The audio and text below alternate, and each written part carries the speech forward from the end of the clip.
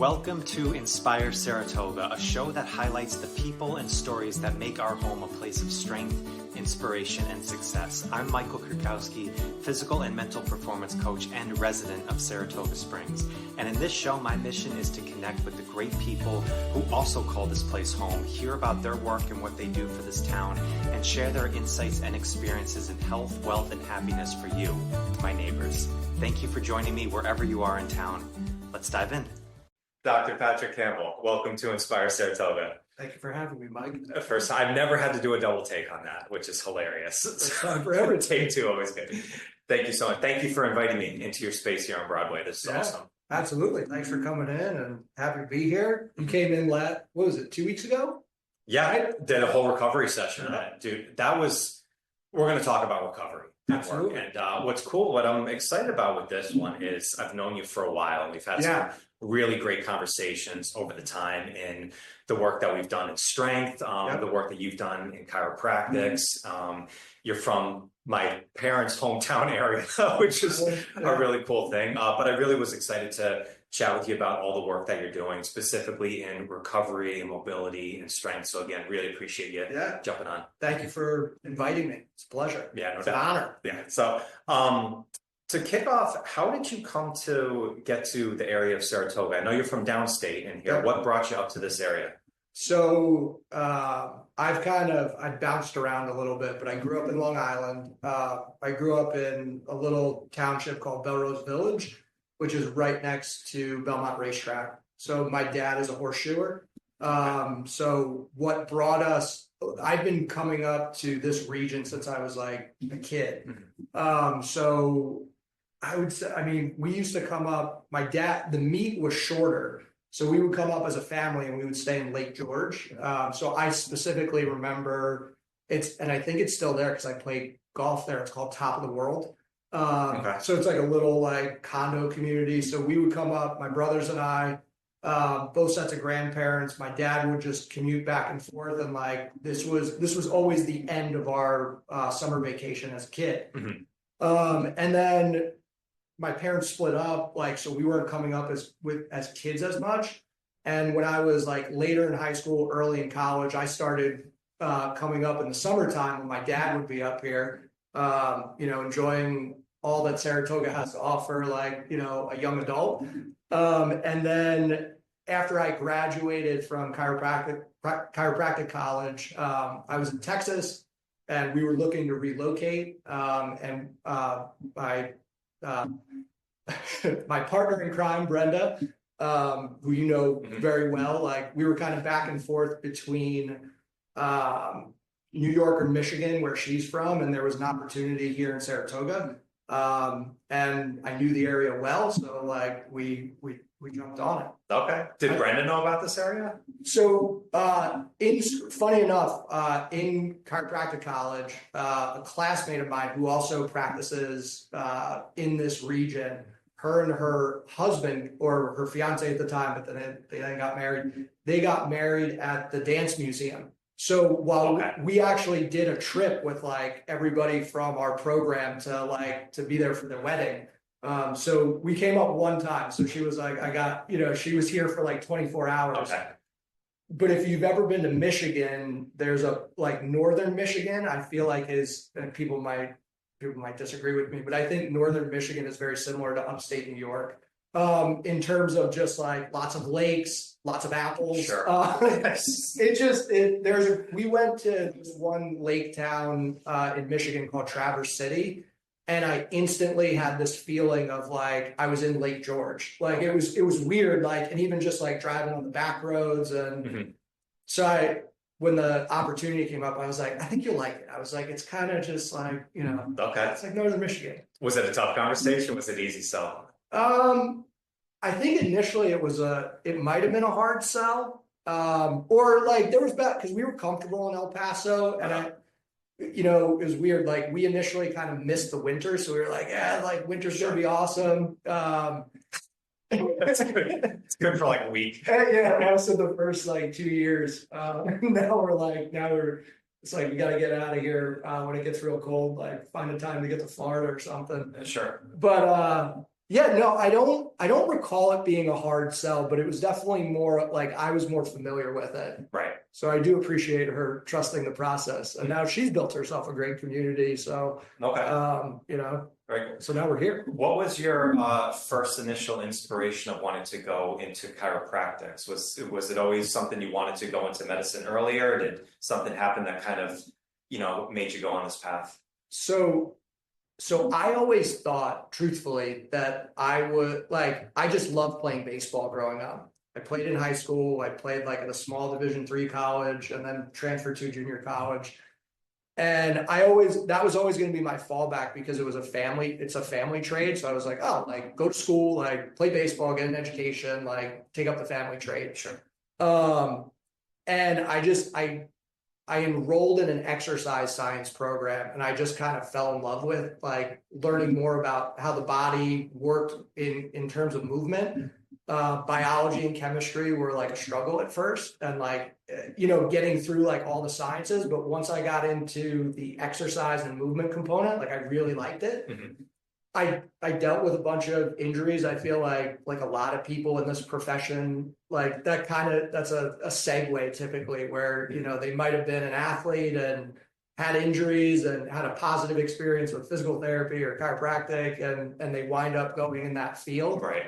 I was working as a PT tech when I was finishing my undergrad. And I liked PT, but there was something about it where we saw a lot, like we were an outpatient ortho clinic, so we saw a lot of sport injuries, but then we also saw a lot of like total knee replacement, total hip replacement.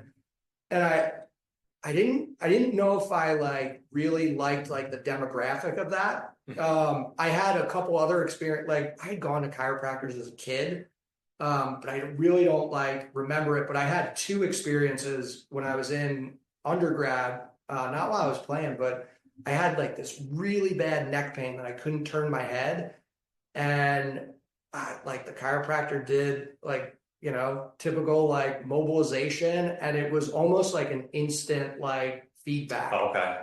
And that kind of that triggered me to be like, oh, this is interesting, because it looked a lot like physical therapy, but it was more just hands-on with the adjustments and the soft tissue work. Mm-hmm. And that was kind of what I landed on. I think it was more based on I had great experience with physical therapy as well, but I had an instant experience with chiropractic that made me go well, that's pretty cool. Okay. Yeah, and it happened twice. Once was neck pain and once was back pain. Mm-hmm. And if you've ever had pain so bad that you can't turn and function, yeah, to have something turn around that quick was just I couldn't wrap my head around it. Oh yeah, that sticks with you. Yeah. And that was kind of what led me down that path. And I do think for me, just the way my brain works and the way that I think, I was able to kind of create my own journey in chiropractic versus in physical therapy. I had friends that were going through the program that, and this probably builds you a strong skill set. So I don't think it's a bad thing, but I just wasn't as interested in it. You have to do a neuro, rotation or whatever it is. And you have to do, inpatient, you have to do geriatrics, pediatrics. And I just didn't really have an interest in that. I worked in conjunction with a strength coach for my internship, who was the former strength coach for the Orioles. He opened up a private practice.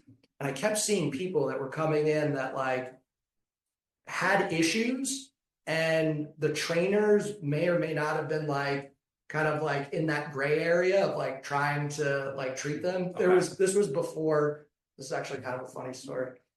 This was before Theraguns came out, and there was a day where one of the head trainers or head strength coaches, he brought in a sandblaster and put on a silk head, sure, and had people on a table and was sandblasting.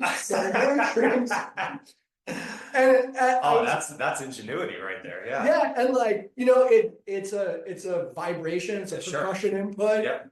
And I'm like, and like, so you have these people that are like, they just want to stay in the gym so bad, they'll let their trainer sandblast them Sure. versus Yeah. going to like a physical therapy or a chiropractic clinic. Mhm. So in my head, I was like, there has to be this avenue of getting people like to go and see the person that they need that has the tools that they need, like in one area. So that was always my dream, was like, I wanted to work in a gym setting. Okay. And I didn't know how that would work in physical therapy, which now it totally makes sense. That's a huge, I mean, there's tons of PTs that are doing that. Mm-hmm. But at the time, like I was exposed more to like the outpatient clinic, like in a surgeon's office, with a gym attached, but it was very much like more medical based than it was fitness based. Sure. That's what I wanted to ask about. Does that make sense? 100%. Because like I grew up with chiropractics. My parents, went to our chiropractor and got me and my sister in early from there, and had very good experiences with it.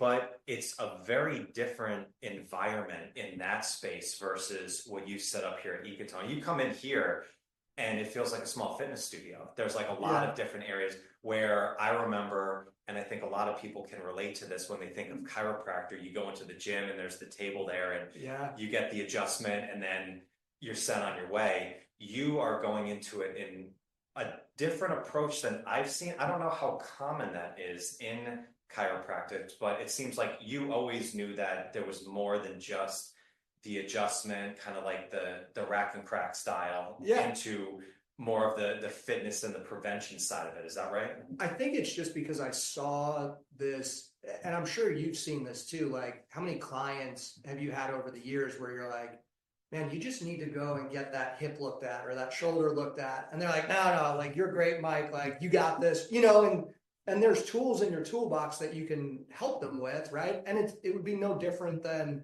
somebody that was coming to me like and really wanting to like hone their fitness, and I just like, I'm not necessarily set up for that. So I like, from a fly on the wall, I was always just watching in these areas, and I'm like, man, like we should, in the medical side of it, like they should be doing more fitness, and like on the fitness side, like maybe they should be doing a little rehab. Like there has to be like I felt like there's a gray area. Yeah. When you went to chiropractic school, that's what I've always been curious about, that when you go to school to become a DC, is there a strong emphasis on fitness and lifestyle, or is that more, I mean, you've done a lot of work of learning that on your own outside from that, but how much is there in like the early stages of, becoming a doctor? So I think it depends on the school. So like there's curriculum that the schools have to follow, like in order to be like, accredited, I think is the word. And ultimately, like you have to pass your board exams. So there's 4 board exams, and then there's a physiotherapy, which is like an optional one. I went to University of Bridgeport in Connecticut, which is one of 2 that's affiliated with, that's actually in a 4-year school.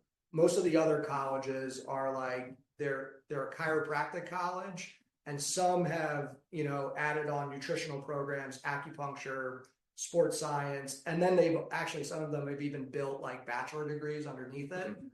So I think this, like where you go definitely like plays into it. Sure. I feel like Bridgeport did a good job of kind of providing an education. Like we had multiple rehab classes, we had multiple like therapeutic classes. It's definitely geared more towards like hands-on stuff, but we had rotations where there were certain clinicians that if the student athletes, because University of Bridgeport is Division II, if they wanted to get treatment, they could come in and they could get treatment like through us. So I don't know if that, I mean, I would say that my experience was probably more wellness based than it was fitness based, if that makes sense. Like, sure. Like how would you categorize the difference? So, like we're getting nutrition, we're talking about, probably not, we're not taking as much of like a deep dive into like things now currently, like sleep and like some of these other trends. But I do feel like the combination of like the hands-on work plus the nutrition plus the therapy plus like the physical modalities gave you a pretty like well-rounded view of everything. But it wasn't the same as the curriculum that you would get in undergrad in exercise science. Like they were definitely different. Sure. I think my background in that certainly helped. There were some people like you almost get like an intro to exercise physiology in like a biomechanics course or a rehab course. Gotcha. Okay. So I felt like as interesting as those classes were to me, I was like, oh, this is the same info that was in like the certifications that I had taken through NASM, or some of the classes that I'd taken when I was at Towson in exercise science. Like, so, you know, and then like the rehab component was completely different. Like that's more like you're rehabbing like, you know, a specific injury and there's timelines and there's things to do, things not to do. So that was more interesting, but the base of it was like, you know, kind of your crash course in like exercise science. Sure. Yeah. I remember when I've talked to, do you know Dr. Mike Hartle at all? Do you know the name? I know of him. Yeah. So Dr. Mike is a master instructor with StrongFirst, and he's a doctor of chiropractic in Indianapolis, I think. And we've had multiple conversations about this where, you know, I've heard some people be critical before of like chiropractors of not talking about this other stuff. And he brought up a good point. It's like when you go to school for this, there's so much information that you need to learn to get accredited, to get the baseline down. Like it's good to have a holistic idea on it, but it's also up to the person and the doctor to study and understand that stuff afterwards themselves, because you just have only so much time in school to pass what you need to do to get required to be a doctor. You can't just take off all that stuff and then just add this other stuff. It's only a finite amount of time. And I said, that was interesting. I was like, you need to give some grace in some areas, you know, to people. Yeah. And you almost have to, I've heard other people in the profession compare it to like, you know, create your own adventure. So if you want to focus on nutrition, like, you can do that. Like you can get the base level exposure to that. And if you want to do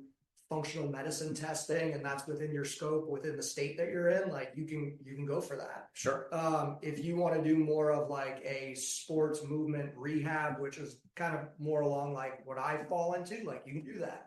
If you want to just adjust people and provide like that hands-on like manual adjustment, like there's that for you. I mean, there's diplomates in radiology. We had a professor that he taught us our radiology courses. He was a licensed chiropractor and he was contracted out by other chiropractors' offices that would take x-ray films and he would go in and read them. And like that was so like, is he a radiologist? He's not a medical radiologist. He's a chiropractor that has diplomate level training in radiology. Right. Exactly. Yeah. You know, so it's such the power of just educating yourself regularly afterwards, right? Yeah. It's like, I mean, I'm just, you know, thinking I became a, you know, certified kettlebell instructor in 2010, and that's 15 years ago now. And what I know now versus what I knew then is so different. It's like two different species. Yet I was still called an instructor back then. Like I could say I was an instructor, so I passed the criteria. But what I've learned over that time afterwards is like night and day, you know, from there. So it's still about like, you have to keep educating yourself on these things. You know, to understand. Practice for a reason. Exactly. I love that. Yeah. So, well, one of the things, Pat, I love is on your social media, you have some really good kind of one-line breakdown. I love density in knowledge. I think there's so much information that we can get, and I think wisdom is really about how can you refine it down into like a single or a couple sentences in here that get the most. And I think you do a really good job of that. Thank you. So I wanted to highlight a few and dive into these a little bit deeper and have you speak to them if that's cool. Man. Okay. It's gonna be like a flash. Those are kind of like a journal for me. Exactly.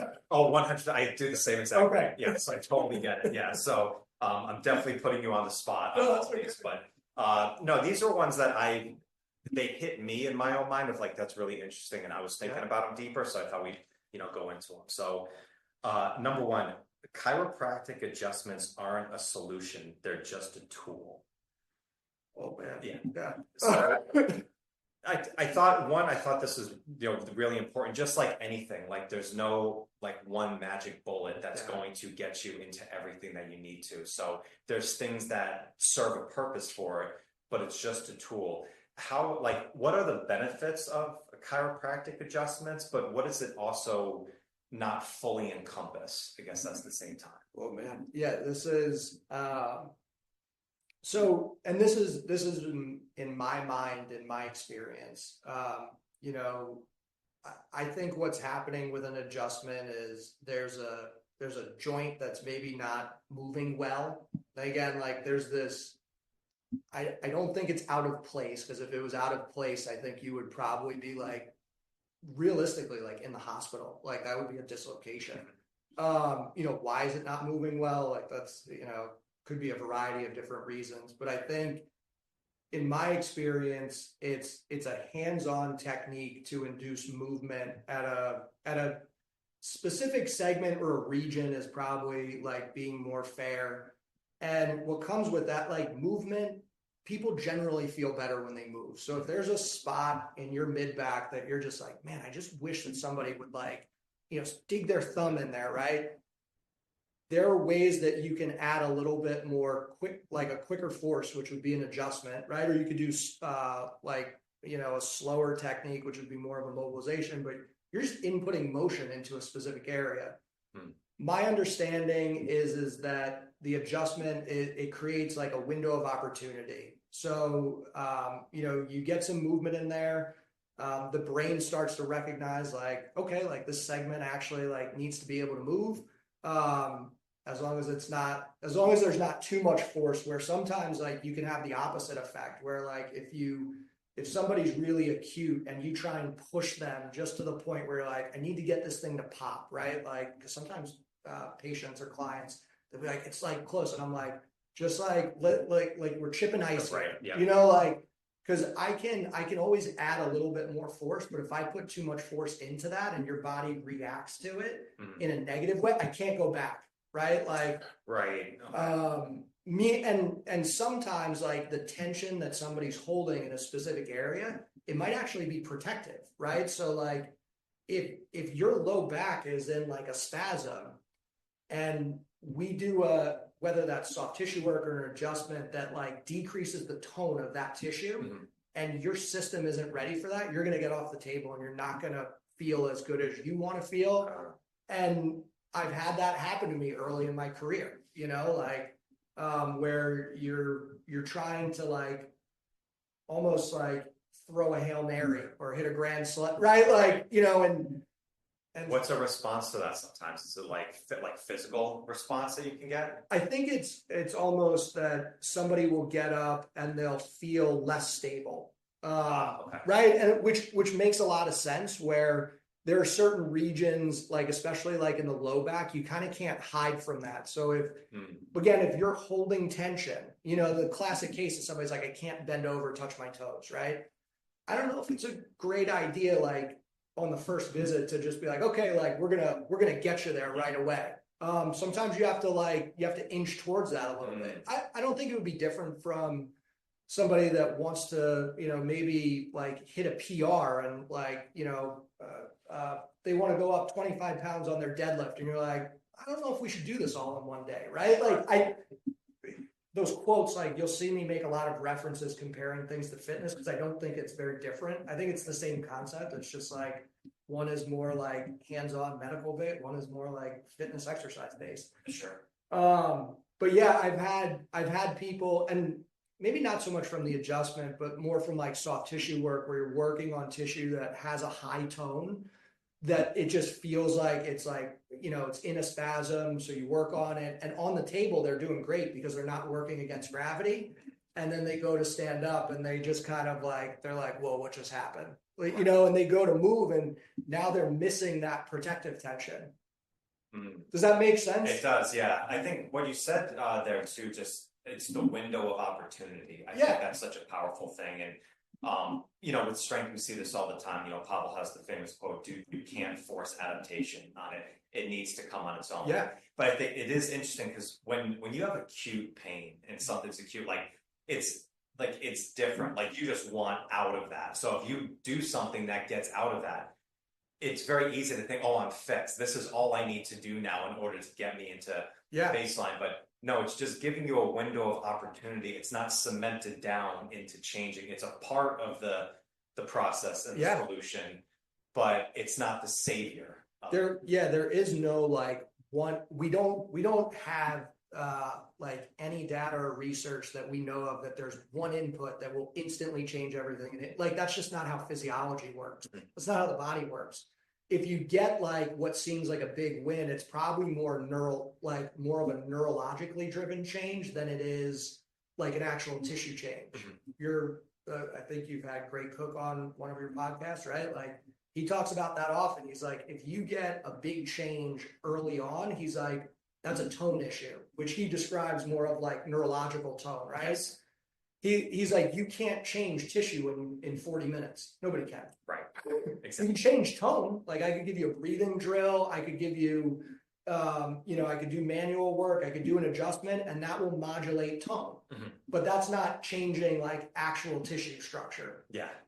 I think it's such an important message because you can see this on a lot of different scales of health, you know, and we see it in nutrition, we see it in strength. It's like, we're looking for that magic bullet of what's the one thing that I'm missing from this strategy that I have here that is just going to get me to that spot. The challenging thing is once you find something, even if it gives you the window of opportunity or you gain some momentum, you're going to get to a next point where that is not sufficient enough anymore. You need to go to a next step. You need to add new things. So health and fitness and it's an evolving thing at all times. You never just, it's like being in a relationship, right? It's like, you don't just get married and then everything's done. No, you need to evolve and change over time. Otherwise it's going to flatten out. It's going to die. Absolutely. Yeah. Love. All right, I want to ask about core. Okay. Oh, that buzzword of core, which I love. So you don't need more core strength. You need more core strategy. Okay. Going back to when I thought of these in my head. I know. I deep dove here. This is a couple years back. Obviously we do need core strength, but there's more than just strength. There's stability aspect of it. When you say strategy of here, what's the thought process behind this? I think sometimes, and especially nowadays, there's like everybody is chasing it seems like everybody is chasing strength. It doesn't matter what the cost. And I think being strong is wonderful. I think it's great. I think what triggered that for me was I've met some really strong people, and I've had patients that can do stuff that I can't do. And I'm like, man, you're super strong.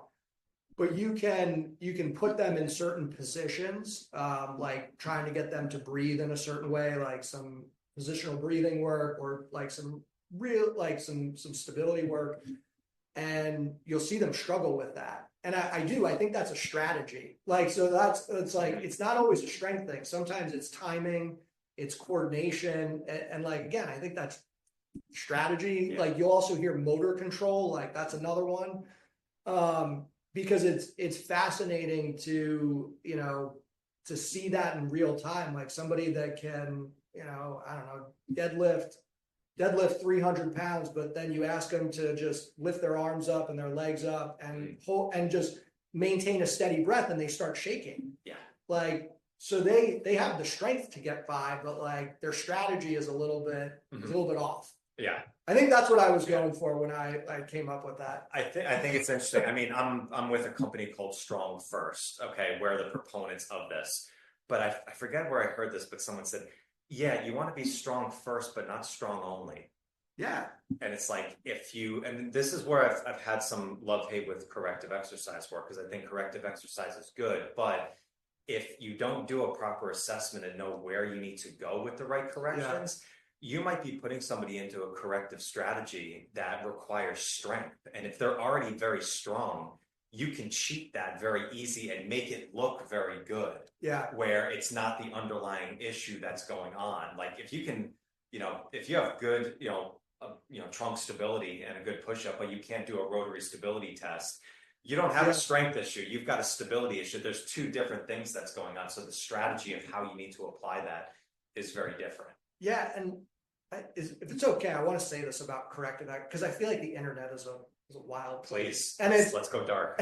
Well, no, I think and I think it can be confusing for the consumer, right? Because like you'll have some people that will say this, you'll have other people that will say that, but I think realistically everybody is actually saying the same thing. Right. But like it's marketing and it's strategy and it's sales that kind of like makes them pick one avenue.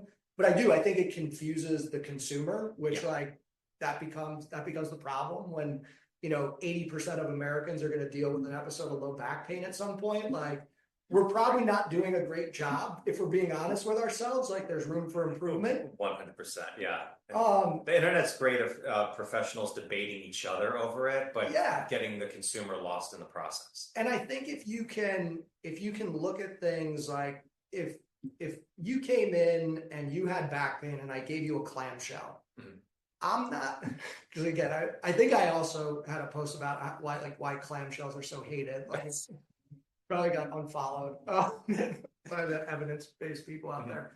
But if I'm giving you a clamshell, it's more so for you to just connect with that part of your hip. Sure. Right? If we can agree that like your hip should be able to rotate and that like your glute medius and your glute minimus are probably important, your glute max, like because they all work as rotators. If we can agree that they're important to like if rotation is important for movement, right?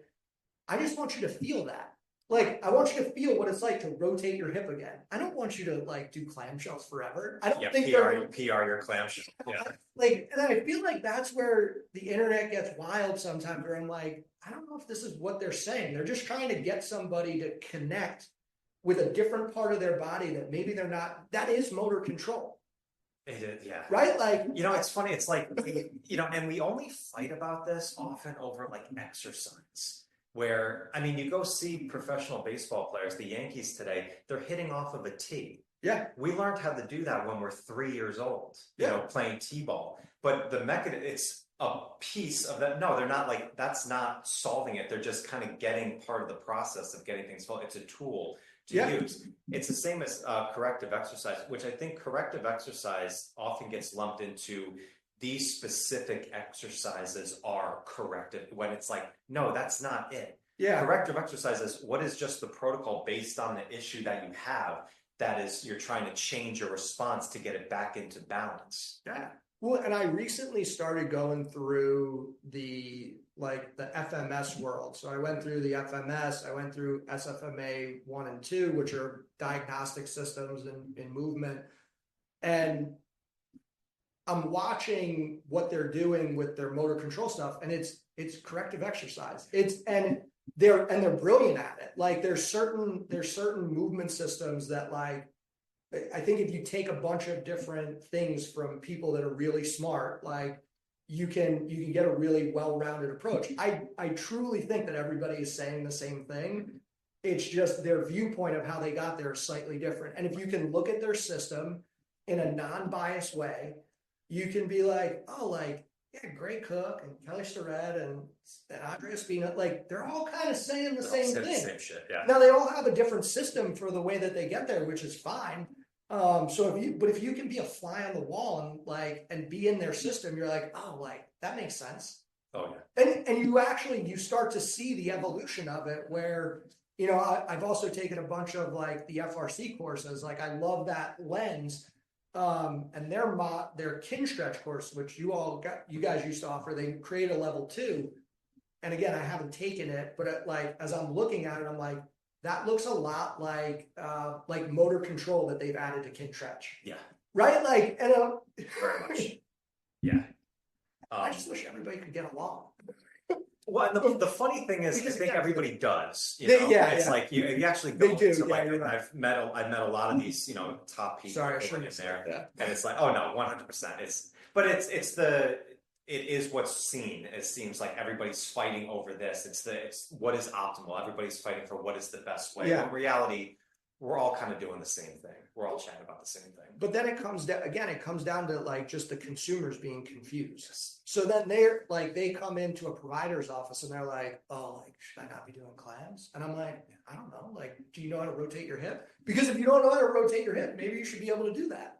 right? Like, it's funny, Pat. I got into an argument like a year ago with somebody on this with social media because it was, debating, from the kettlebell world. They're fighting over different swing techniques and stuff like that. And this is the way to do it, and you have to do it this way.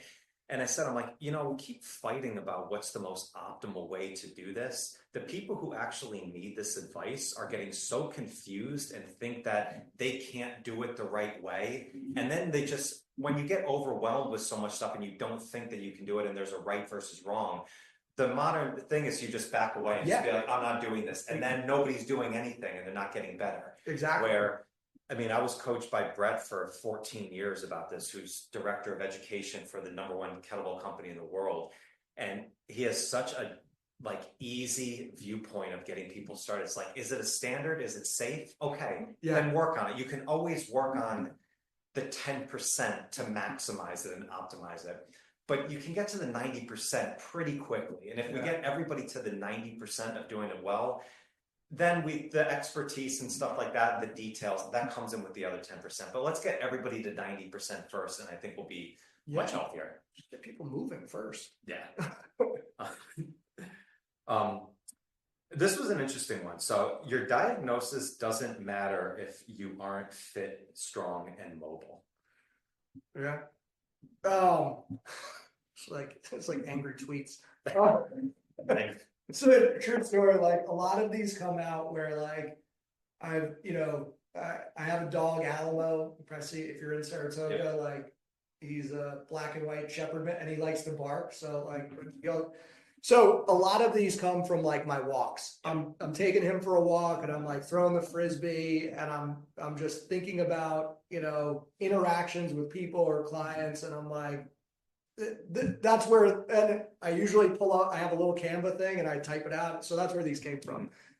I think people get so caught up with a diagnosis, and I think there's a time and a place for it. Because I'll often tell people like, I had somebody yesterday where there are times where the diagnosis matters because you get an actual timeline, like we're not guessing, like it's like, this is what you have, and this is what evidence says, like you're looking at in terms of, this is what you should be doing from rehab, this is what you should be doing from like activity, and this is how long it's going to take. So it's not like diagnosis is thrown away, but, if you have facet pain in your low back, which is basically like your joints are a little arthritic and irritated. I don't know, are we more worried about the facet arthrosis as the diagnosis, or are we more worried about like the fact that your hip doesn't extend and rotate, your thoracic spine is in like a banana shape? Like, what about all the things that are putting pressure on that system? I think that's what I was going for with that, where it's like, you're like, come with a baseline first, and then let's worry about the diagnosis, right? Right. Again, there's a time and a place. Sometimes and my world of like musculoskeletal injuries, it's not the same as a diagnosis versus things that are, more visceral, right? Like if we were talking cardiology, obviously that matters way more. Mm-hmm. But in musculoskeletal health, I do think we get tied up in like, what is it? I need to know what is driving this pain. And it's like, well, what about if we just worried about if your ankle moved like an ankle and your hip moved like a hip, and you had some base level strength of like being able to do a push-up, a pull-up, a squat, because I have a feeling that if all those boxes are checked, the symptoms might actually get better, in which case the diagnosis doesn't matter. Right. That's what I was going for. And I think it's beautiful. And I think as like many things, this can stem across a lot of different areas where it's so easy to think like there's got to be something wrong, with me, or like what is the specific thing, and I need to have that super clarity on it. Where if you aren't exercising, if you're not mobile, if you're not doing these things, if you do these things, there's a really good chance, one, it's either going to fix it or it's going to get a lot better from it. Yeah. Okay. So just getting those things, if you still have it, and I think we even see this in the mental health world, which is very, very tough to go into from there. But if, we say there's a specific diagnosis or something off with you, but if you start actually just breaking down, like if you start just taking care of yourself, kind of work on your relationship, like a lot of these just foundational things that you can do, if you don't have those in place, yeah, maybe you're not like quote unquote depressed or have like an issue. Maybe you're just kind of in a tough time and just working on these things. Maybe that gets you, if you still have issues after getting strong, fit, and mobile, then maybe it's something else we need to address and getting in. But starting with this first is a really good first step. Yeah, and going along the lines of what you were saying, like not a psychologist, like not really my wheelhouse, but I've heard some people in the field talk about, those potential disorders are like mismatched physiology or disorganized physiology, and I think that makes sense to a certain degree. And it's like, I don't know, how many back pain cases have you fixed just by like getting somebody strong, like doing that? Like, that's kind of what I'm talking about. Like, yeah, somebody comes in and like, they've got a cranky low back and you take them through the process and 6 weeks later, they're like, my back doesn't hurt. Like, you solved it. And then they look at you like a savior. It's like, we just taught you how to deadlift properly. Yeah. And then you did it. Yeah. I mean, it's like, there's a time for you to go down rabbit holes, and there's definitely a need for that at times. But then there's also times where it's like, I always tell people, I'm like, if your body was if it was a plant, you would want it to have sunlight, good soil. Like, it doesn't matter the seed unless it gets all the other nutrients that it needs. I'm like, so give your body the resources. That's a great analogy. That's a great point. All right, this one more. This was curious for me. It's talking more about the spine. Okay. So you need to move your spine just like other joints. Neutral spine and bracing isn't a great long-term solution. Yeah. So my question on it is, I come from the world of strength where bracing and kind of keeping that neutral spine is big. We're moving everything around, especially if you're under heavy load, like you don't want that to work. Yeah. But you can also get very stiff through the back, and we don't often think about mobility in the back as much as we do with soft tissue like your hamstring or even like joints like your shoulder and stuff like that. How do you approach in a safe way, I guess, working on spine mobility? Is there specific practices that you think are really good, or even a good strategy of maintaining a good flexible spine? Yeah. My thought on that is, I almost feel like we got so good at giving people strategies to, like, you have back pain and I can show you how to brace and hinge and keep your spine in a neutral position. Whether or not it's neutral is like another debate, but we can show you a brace so that you can bend to like do your day-to-day, get in and out of the car without this jolt of symptoms, right? I think the problem is that this goes back to, this is full circle, the strategies and the solutions, right? Like, that's a strategy to just not pick a scab that like is going to be sensitized, right? The problem is when you do everything in that position, now you get used to that. And joints are meant to move. A healthy joint is a joint that moves. Your spine is made up of 7 cervical, 12 thoracic, 5 lumbar, a few sacrum. Hopefully there's no, I think that's right. But I was on the spot there for a second. But each one of those joints, or each one of those segments is a joint. Like, they each need to articulate, right? What I started to see is, I think people got so good at being strong, at bracing their core, at having a neutral position, that you try and get somebody to actually express end range flexion and they can't. And I've had people that, as you start breaking through that, they're like, oh, that stiffness in my back started to go away. We didn't do anything. We just got them moving, instead of staying in one, in one position, not one position, but like, we just gave them more capacity, like more room to go through, right? So when I'm trying to introduce that, it depends on the person. I like FRC concepts. I like the idea of like spine segmentation. FRC is functional range conditioning. Yeah. If you've ever tried to move one vertebrae at a time, like, starting at your sacrum and inch it through all the way up, like, You'll be humbled very quick. It's so humbling. Right? And to have somebody actually watch you, or I'll tell people to video themselves, like, so take a camera, get into like the typical cat camel, kind of shake it out, find like a neutral position for yourself and tuck the tailbone underneath and one vertebrae at a time. And often what we see is people will drive flexion of their lumbar spine by bringing their head down and arching their mid back. And they almost use their spine as a whip. Yeah. That's problematic. And we see the opposite. Usually if somebody doesn't have great thoracic extension, I say, okay, drive that extension. And they're taking their tailbone and they're just tucking that tail in the air. And again, they're using the whip in the opposite direction. So that's one strategy. And there's a variety of different ways. Like you can be on your back with little eraser, where I call it target practice. And I'm like, just want you to find that one area, just, flex into it, lift off of it, flex into it, lift off of it. I think breathing is is another great, really simple drill. You can, if you bring if you flex the hip, you'll naturally get like a little flexion of the spine. So it's like, hey, can you hold that position and breathe? Can you get on your stomach and do some crocodile breathing, right? Like, I think it depends on, does somebody need more flexion or rounding of their spine, or do they need more extension? And how can we drive that? Right. And not every solution works for every person.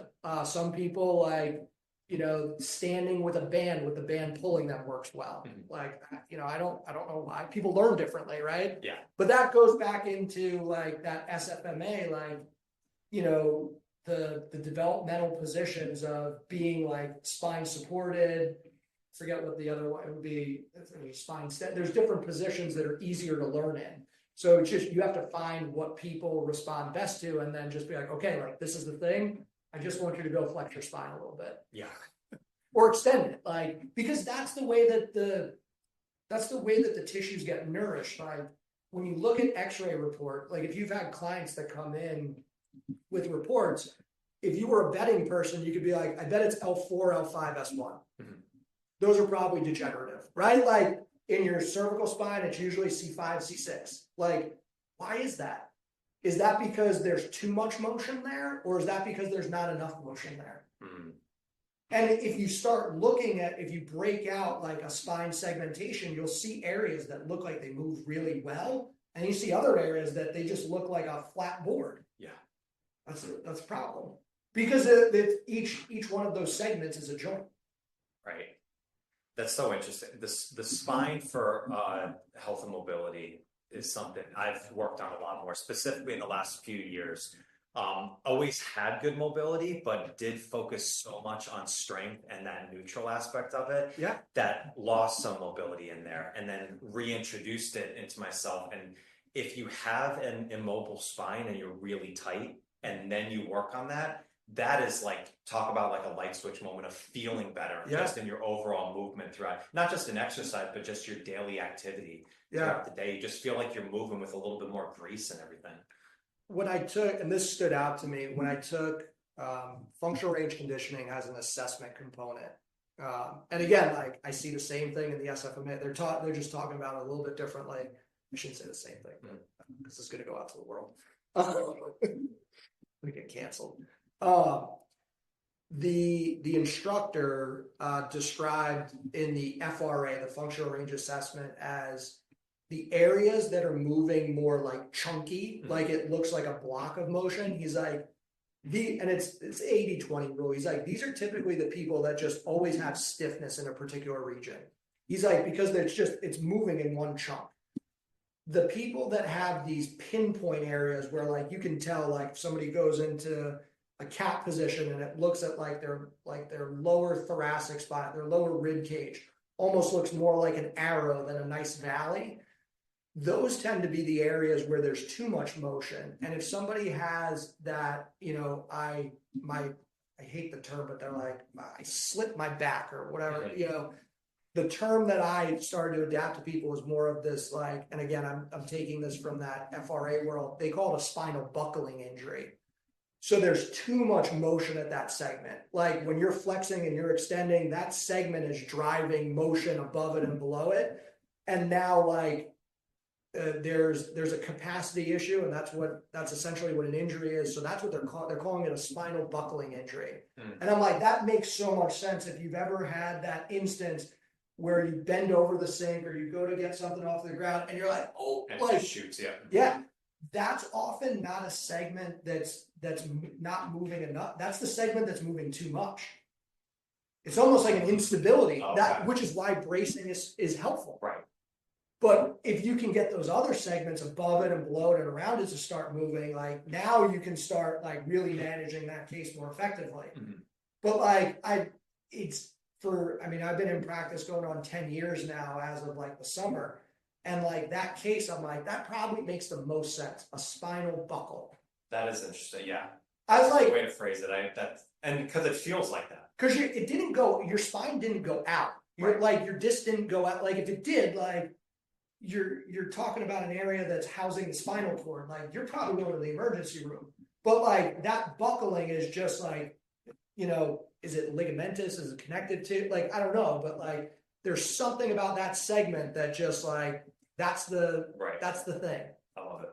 So, Pat, this has been awesome. I really appreciate you coming in. Absolutely. I have some rapid fire questions I'd like to close out with just for fun to finish this off. They start really easy and then they get a little bit more introspective in here. So if you need to take your time, that's fine. And beach or mountains? Ooh. I'm going to go off on a tangent here for just a second. Okay. Off the bat. So, and this is something that I'm like, so the name Ecotone, do you know what an ecotone is? No. Okay. So an ecotone is in biology, it's where two communities meet. Okay. So there's like when you talked about it's kind of like I literally was going for something there. The name came from, I was reading this article when I was in El Paso, and this, I can't think of the author's name, but he was talking about why he loved the Southwest. And he talked about the ability to be hiking in the Lincoln National Forest, which is like in the desert. He's like, so you could be in this pine tree forest in the desert and still see a cactus. Yeah. So like when you ask that question, like I always go back and forth and I'm like, oh man, like was it beach or lake? I'm gonna say lake. Was it beach or mountains? Beach or mountains, yeah. I'm gonna say mountains because like I'm here. Sure. But if I could have both, like that's what it, like. That is very it's ecotone. Yeah. So anyway, I love that. That's most people don't know that they like. And and it makes sense, yeah, but it's often you don't know the word for it, like you understand where that's coming from. Like there's so many clinics that are like movement, which I love, and I was like, no, I want something like really. I don't know if that's a good business strategy or a bad one because I don't think people understand. And then I explain, they're like, oh, that makes a lot of sense. But usually, I'm more excited about it than they are. I love it. That's great. Window or aisle seat? Aisle seat. Beautiful. Want to get up. That's true. It's like a little safety blanket. 100%. Yeah. Sweet or savory? Sweet. You have a sweet tooth? Yeah, okay. Like I'm thinking about like going to Miss London's right now and like grabbing a scone or a croissant, like something crazy. Oh, okay. Oh, you go that way. Gotcha. All right. Guilty pleasure. It's probably like vegging out and like finding a show that I really like and just What's the show right now? What are you into? I just watched the show Shrinking on Apple. It's phenomenal. So it's crazy. I felt like I resonated with that character. Not that I'm a shrink, but like, did you watch both seasons? Yeah. Okay. So there's this part when Paul, who's Harrison Ford's character, tells Jimmy, like, he's like, the difference between you and me is that like, at 7 o'clock, like I'm like in my own world. Like I'm like Jimmy. Like if I could follow around somebody and be like, is that a good choice for your back? Is that a good choice? I probably would. And like, that is probably like, it's great for clients, but like, sometimes it's not great for me. Like, sure. And I tell people, I'm like, listen, if you have a question, like shoot me a message. Yeah. Like it's like, you're always on. But that first episode when he was like, if you don't do this, like you can't work with me. And I was like, I feel like he's like my spirit animal. That's so funny. That is hilarious. Yeah. Because I'm more like Paul. Okay. Yeah. So I'm more like get it done and then close it. That's really fast. Can't recommend that show enough. It's a lot. Yeah, keep rolling with it. So other than that, Breaking Bad. There you go. I've watched it. Have you gone into Better Call Saul? Oh yeah. Okay. All right. I think there could be a college course. That's a whole other podcast that we'd have to do on that. So Fair that's amazing. Mount Rushmore dinner party. If you can invite 3 people that you want to go and sit down and have dinner with. I just had to adjust the hat. You know what? If I'm being like a movement nerd, like I actually would love to get like an Andrea Spina, a Kelly Starrett, and a Gray Cook in one room, like having dinner with them. Mm-hmm. And I think it's because I genuinely, like I really do. I love what I do. Yep. I love learning. I would love to get people that like I've like learned their systems to a certain degree, and like I just love them. So like almost what Craig Liebenson did at Stanford. Did you go to that? No, I didn't. No. But like when he had multiple people, I would like. I think that would be the thing. Oh, I love it. Yeah. And again, that kind of like I know that's very much professional based, like, but like I don't know. I'm just that'd be a fun dinner. Yeah. Yeah. So yeah, Gray alone. Who was your biggest influence early on when you got into your career? You know, like from a mentor standpoint, so the first job that I took, I worked with this provider group out in Texas, and like we had an actual like mentor, Dr. Schanzenbacher.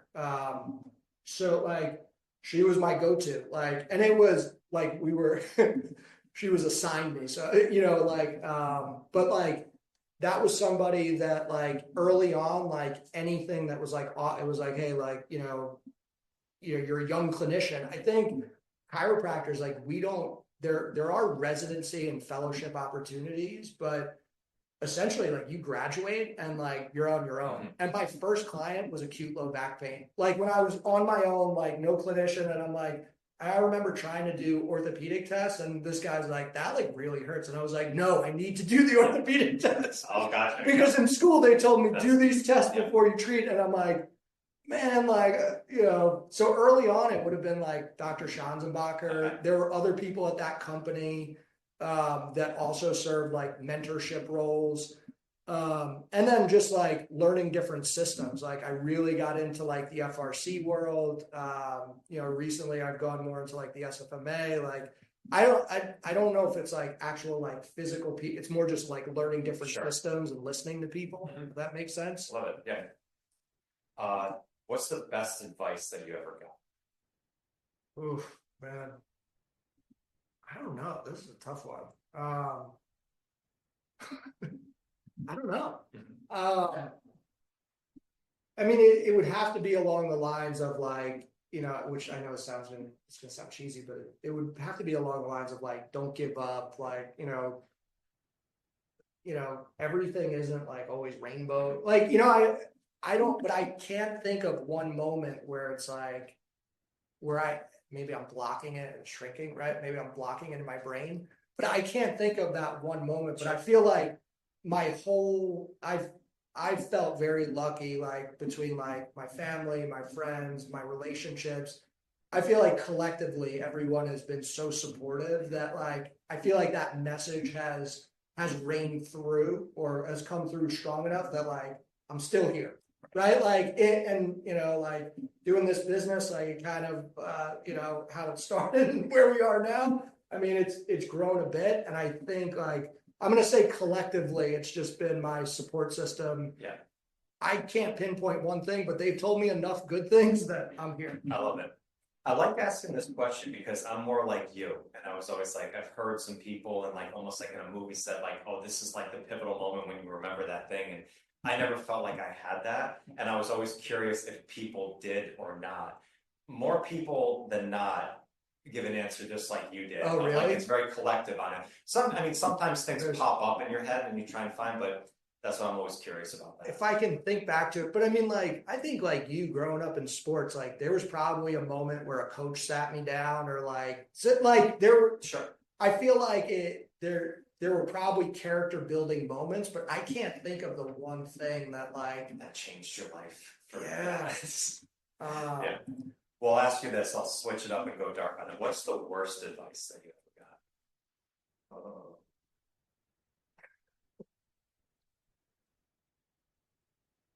I don't know if it was, again, I don't know if it was advice. I think it's kind of, I guess it would be more of like not trusting, like just like not trusting your instinct, like this interview was great until they not against you, just for me. Like I was like moving and grooving. I don't know, like the worst advice.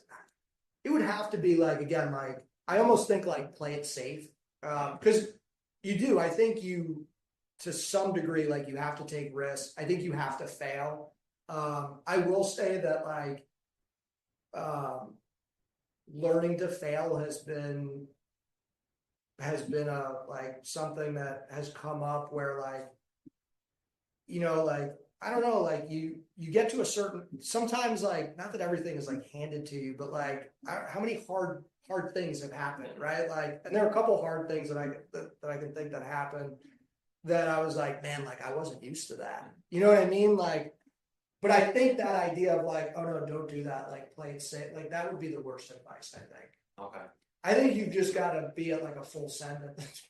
Yeah, I love it. Because what's the word, you know, like, again, if you have that support network like behind you, like sometimes I guess you have to fail to succeed. Oh God, that sounds terrible, but, or cheesy. Yeah. I don't know. All right. Well, I close out with this one. It's Okay. my favorite question. Who inspires you the most right now in your life?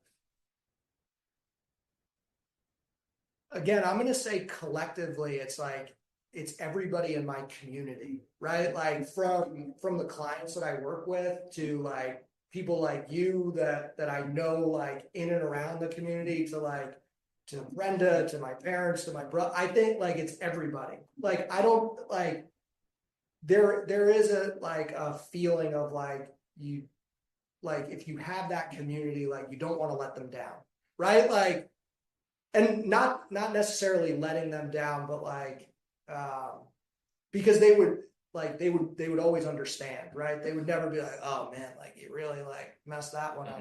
I think maybe they give you a little tough love, but I think it's collectively, it's everybody. I learned like, you know, there are times where I'm like, my shoulder doesn't feel great. And I'm like, I should not be scrolling and I should mobilize it. And I'm like, this is like the same thing that I tell like my clients. And I also I've seen people through like in this field, like be in a bad place. And I'm like, man, like not that because like they're dealing with an injury that like just got so blown out of proportion, right? Like, and as much as I'm trying to help them, I'm like, man, like what can I learn from this, right? Like either like what are they doing to succeed and bounce back, but also like what were the things that maybe brought them to this? Because like again, all musculoskeletal pain, like it sounds like minor, but like it's a huge disability in the world, right? Like legit, I think it's getting up there in like the top 5 things. Yeah. And I'm thinking long term, like, man, I want to play golf when I'm 70. Like that probably starts now, right? Like, so can I look at people that maybe can't do that or wish that they could and trying to get there and like, all right, like what can I do for that, right? Does that make sense? Yeah, it does. I think it's just learning from everybody. You have to. I like it. I don't know if those were great answers for the last 3 because I was like, oh, it's everybody. I love it. I love these questions because they're your answers, and that's how we roll. Well, I hope it doesn't feel like a cop out of like I don't have that one. Not at all. No, there's no right answer to that one. Maybe if I think about those, I'll email them. Nope, yeah, one shot. All right, one shot. That's it. Now I'm going to be thinking about it for like exactly. That's what I roll. Pat, this has been awesome. Yeah, thank you so much. On, man. If people want to check out more of Ecotone, of everything that you're doing, what's the best place that they can? Yeah, it's I believe it's ecotonehealth.com. There's a website. There's social media. I'm right on Broadway in Saratoga Springs, right next to Celtic Treasures and Yoga Mandali for people that know. yeah, if you come up and Suite 202, if the door's open, like pop in. If I'm working with somebody, like, Yeah. but people are more than welcome to reach out if they have questions. But I would say probably like the website or social media would be the best places to get all of me. I love it. I'm working my way through the health awesome people of Broadway here, from Jamie now to you. So, Oh yeah, it's everybody. great. So, Yeah, I mean, we got a lot here on Broadway. Pat, thank you so much. Thank you Appreciate so it. much. Listeners, thank you. We'll catch you on the next one. Peace. Thank you for joining me today. I hope you got some great value from this episode and a little more insight into some inspiring work happening right in this town. If you want to know more about our guests' work and check out more of what they are doing, please click on the links in the show notes below. And along with that, check out the direct link to 5-Minute Mindset. This is a 5-minute video that gives you the 2 best practices that you can do every day in 5 minutes that will create a major impact in your mental strength and resilience. If you are on your own mission to become physically and mentally stronger, these practices will be a serious game changer for you. Seriously. Thank you again for joining me today. I'll see you on the next one.